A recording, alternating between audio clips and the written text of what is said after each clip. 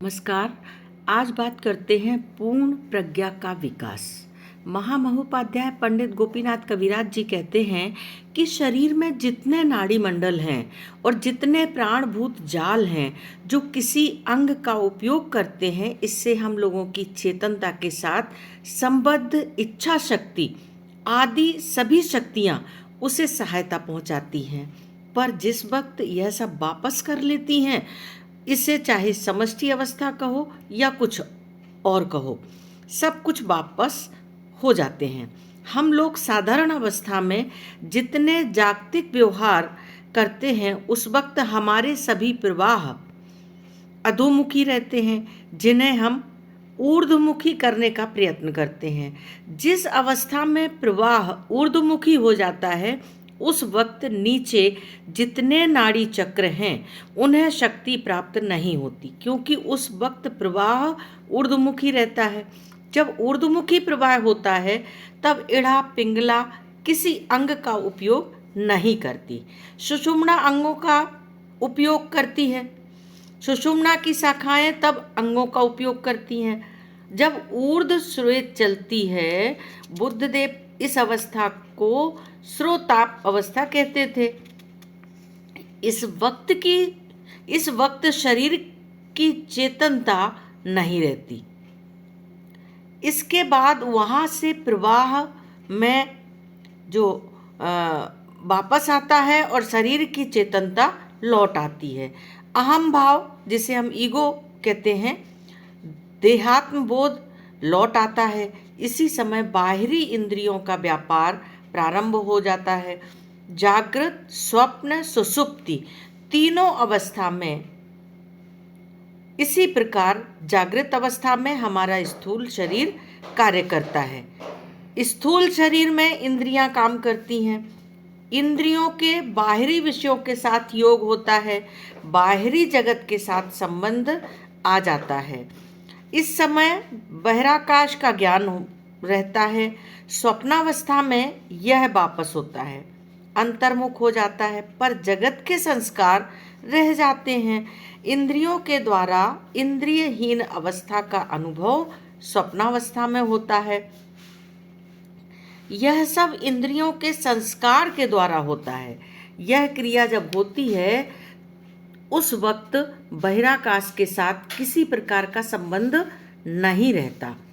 यह सब चित्ताकाश में होता है।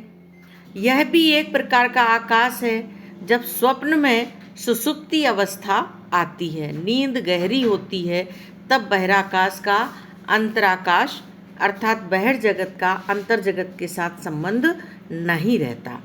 संस्कारों के साथ संबंध नहीं रहता, सब कुछ शांत हो जाता है।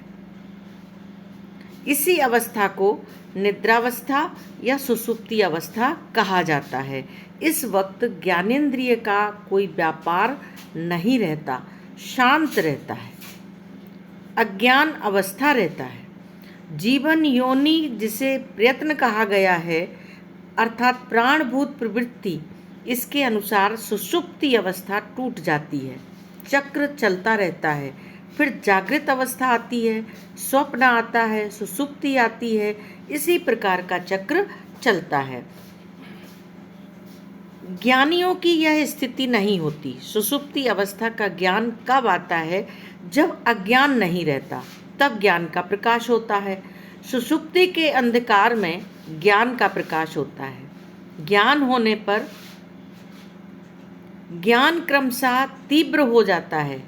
उस वक्त प्रवाह ऊर्ध्वमुखी होता है।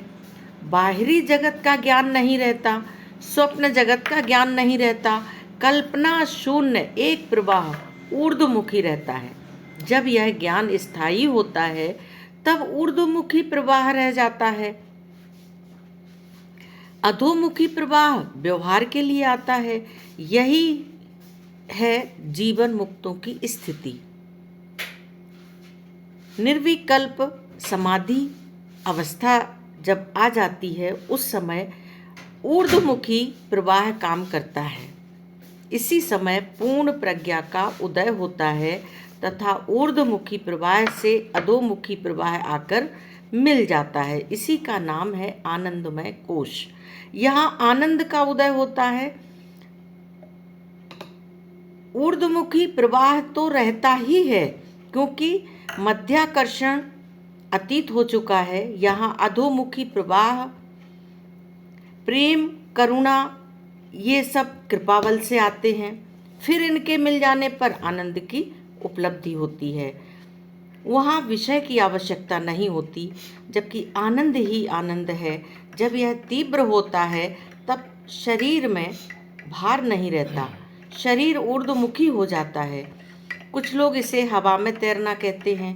इतना न होने पर भी ऊर्ध्वमुखी वेग रहता है और आनंद का अनुभव होता है। जब आनंद कोश भेद हो जाता है, उस समय जो आनंद रहता है उसमें कोश नहीं रहता, स्वरूप में प्रवेश मिल जाता है। इसी समय शक्ति की स्वतंत्र अवस्था आती है।